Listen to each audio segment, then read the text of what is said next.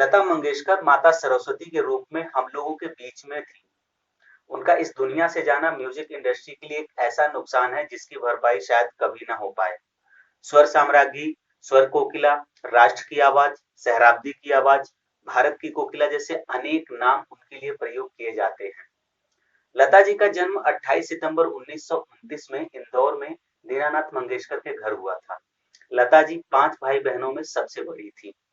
लता जी का जन्म भले ही इंदौर में हुआ हो, लेकिन उनकी परवरिश महाराष्ट्र में हुई थी। लता जी के पिता दीनानाथ मंगेशकर संगीत के शिक्षक भी थे। एक बार वे अपने किसी शिष्य को कोई राग बता रहे थे, तो पास में खड़ी लता जी इस राग को गुनगुनाने लगी। दीनानाथ मंगेशकर को उनकी आवाज बहुत ही अच्छी लगी और उन्होंने लता जी को भी संगीत की शिक्षा देनी शुरू की और यहीं से शुरू हुआ उनके संगीत का सफर। पहली बार लता जी ने वसंत जोगलेकर द्वारा निर्देशित फिल्म कीती हसाल के लिए गाना गाया था, लेकिन उनके पिताजी नहीं चाहते थे कि वो फिल्मों के लिए गाएं, इसलिए उस फिल्म से उनका गाना निकाल दिया गया था। लेकिन वसंत जोगलेकर को उनकी आवाज पसंद आ गई थी। जब वो 13 साल की थी, उसी समय उनके पिता की अचानक से मृत्यु हो जाती है। लता जी को एक्टिंग करना पसंद नहीं था, लेकिन पैसों की किल्लत के चलते उन्होंने कई सारी फिल्मों में काम किया, जैसे माझे बाल चिमकुला संसार 1943 में आई थी, गज भाऊ 1944 में आई थी, बड़ी माँ 1945 में आई थी, जीवन यात्रा 1946, मांद 1948, छत्रपति शिवाजी 1952 में। ये सारी फिल्मों में उन्होंने काम किया था। पिताजी की मृत्यु के बाद उनके चारों भाई बहन की जिम्मेदारी उनके कंधों पर आ गई थी, जिसके लिए उन्होंने फिल्मों में गाना शुरू किया। जिस समय शमशाद बेगम, नूरजहां, अमीरबाई कर्नाटकी जैसे दिग्गज लोगों की तूती बोलती थी, उस समय ऐसे लोगों के बीच जगह बनाना लता जी के लिए आसान नहीं था। 1945 में उस्ताद गुलाम हैदर ने अपनी फिल्म में उनको गाने का मौका दिया, लेकिन किसी कारण से ये गाना कंप्लीट नहीं हो पाया। 1947 में वसंत जोगलेकर ने अपनी फिल्म आपकी सेवा में और मजबूर में गाने का मौका दिया। वहीं से इन्होंने इंडस्ट्री में अपनी जगह बनानी शुरू की, लेकिन अभी तक उन्हें वो मुकाम हासिल नहीं हो पाया था जिसकी उन्हें तलाश थी। 1949 में महल फिल्म का एक गाना आएगा आने वाला मिला, जो मधुबाला पर फिल्माया जाना था और यही गाना उनके करियर का टर्निंग पॉइंट बना। इसके बाद उन्होंने कभी पीछे मुड़कर नहीं देखा। लता जी अपनी जिंदगी में सिर्फ एक दिन के लिए स्कूल गई थी। हुआ कुछ यूं था कि अपने पहले ही दिन वे अपनी बहन आशा भोसले को भी अपने साथ स्कूल लेकर गई थी।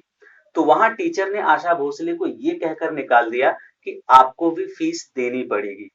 इस बात से आहत होकर लता जी ने स्कूल ही छोड़ दिया। हालांकि बाद में न्यूयॉर्क यूनिवर्सिटी सहित 6 यूनिवर्सिटीज ने उन्हें डॉक्टरेट की उपाधि दी। वे फिल्म इंडस्ट्री की पहली महिला हैं जिन्हें भारत रत्न और दादा साहब फाल्के पुरस्कार प्राप्त हुआ है। एक बार लता जी और मोहम्मद रफी जी की बोलचाल बंद हो गई थी और दोनों दिग्गजों ने काफी समय तक एक दूसरे से बात नहीं की। असल में एक ऐसा समय था जब लता मंगेशकर गानों पर रॉयल्टी की पक्षधर थी, जबकि मोहम्मद रफी ने कभी भी रॉयल्टी की मांग नहीं की। उनके इस कदम से सभी गायकों को धक्का पहुंचा। लता और मुकेश ने रफी को बुलाकर समझाना चाहा, लेकिन मामला उलझता ही चला गया। दोनों का विवाद इतना बढ़ा कि मोहम्मद रफी और लता के बीच बातचीत भी बंद हो गई और दोनों ने एक साथ गीत गाने से भी इनकार कर दिया था।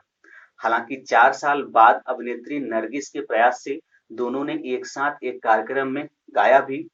लता मंगेशकर की एक बेहद करीबी पद्मा सचदेव ने अपनी किताब ऐसा कहां से लाऊं में खुलासा किया था कि वर्ष 1962 में लता जी जब 32 वर्ष की थी, तो उन्हें स्लो पॉइजन दिया जा रहा था। हालांकि इस मामले में कभी खुलासा नहीं हो सका कि आखिर उन्हें मारने की कोशिश किन लोगों ने की। वे कौन लोग थे जो लता मंगेशकर को मारने की साजिश कर रहे थे। लता जी का पहला नाम हेमा था, लेकिन उनके पिता दीनानाथ मंगेशकर के एक नाटक भाव बंधन में एक कैरेक्टर लतिका से प्रभावित होकर उनका नाम लता कर दिया गया। एक बार एमएस धोनी जब रिटायरमेंट की सोच रहे थे, तो लता जी ने ट्वीट कर उनसे रिटायरमेंट न लेने की विनती भी की थी। लता मंगेशकर के निधन से खेल जगत में भी मायूसी छा गई है। सभी जानते हैं कि क्रिकेट के प्रति उनकी दीवानगी किस कदर थी। साल 1983 में वर्ल्ड कप में भारतीय टीम की जीत के बाद उन्होंने स्पेशल कंसर्ट करके खिलाड़ियों के लिए पैसा जुटाया था। वहीं मास्टर ब्लास्टर सचिन तेंदुलकर के प्रति उनका प्यार दुलार किसी से छिपा नहीं है।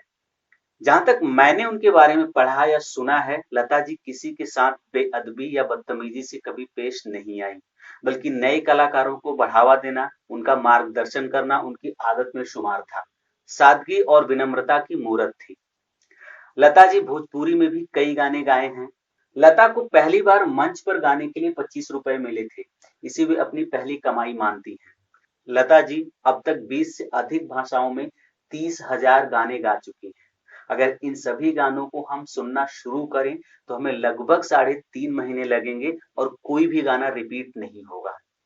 लता मंगेशकर ने 1980 के बाद से फिल्मों में गाना कम कर दिया था और स्टेज शो पर अधिक ध्यान देने लगे।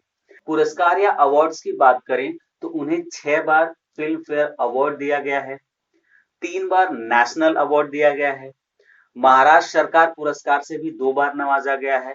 उन्हें पद्म विभूषण, दुनिया में सबसे अधिक गीत गाने का Guinness book record, Dada Saheb Phalke पुरस्कार, film fair life time achievement पुरस्कार, स्क्रीन लाइफ टाइम अचीवमेंट पुरस्कार, राजीव गांधी पुरस्कार, एनटीआर पुरस्कार, पद्म विभूषण, जी सिनेमा लाइफ टाइम अचीवमेंट, आईआईएएफ का life time achievement, star dust का लाइफ टाइम अचीवमेंट, भारत का सर्वोच्च नागरिक सम्मान भारत रत्न, नूरजहां एंड महाराष्ट्र भूषण जैसे पुरस्कार से उनको नवाजा जा चुका है। तो दोस्तों, ये थे लता जी की जिंदगी के कुछ सुने कुछ अनसुने किस्से। वीडियो अगर अच्छी लगी हो तो लाइक, शेयर, कमेंट और सब्सक्राइब जरूर करिएगा। मिलते हैं नेक्स्ट वीडियो में, तब तक के लिए नमस्कार।